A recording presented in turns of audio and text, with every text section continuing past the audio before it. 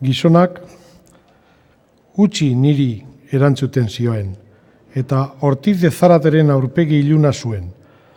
Haren ile kiribiltzua, alambre korapilatua bezalakoa, eta bekokia gurutzatzen zioen ebatondo ubela.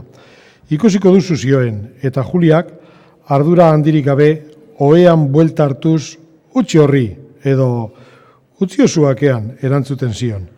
Baina besteak telefono hartu eta baboalena azken aldia, eta abar esaten zion.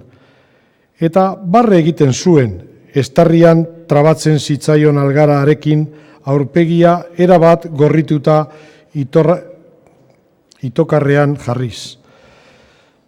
Besarkatu egiten ziren gero, Juliari ilea trabatzen zaio erlojuarekin, urrezko omega zaharrerekin alegia, eta alferrik dira askatzeko aleginak. Kentzeko eskatzen dio, eta bi eskuez errezago deskorapilatuko duela, azkenean lortzen du libratzea. Ederra da, dio Juliak, eta Eduardo Ortiz de Zaratek eskuturrean jartzen dio.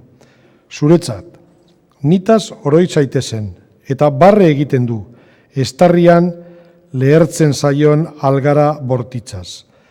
Ez dago jakiterik nola asmatu zuen ikusi egingo zuela. Igogailua entzun zuenako jakin zuen berazala.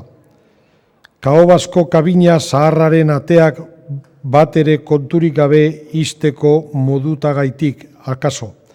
Gero ate ondoan sumatu zuten barneko mugimenduen zelatan. Txirrina jo, zuenean ez zion ireki.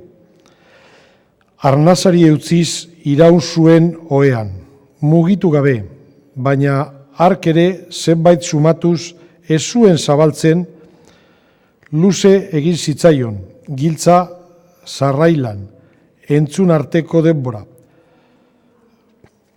Zalan zehar adi, uznaka zetorrela iruditu zitzaion, oso poliki, eta azkenean gelako atean bere heltuera baino beherago agertu zuen burua, bakurturik bailegoen.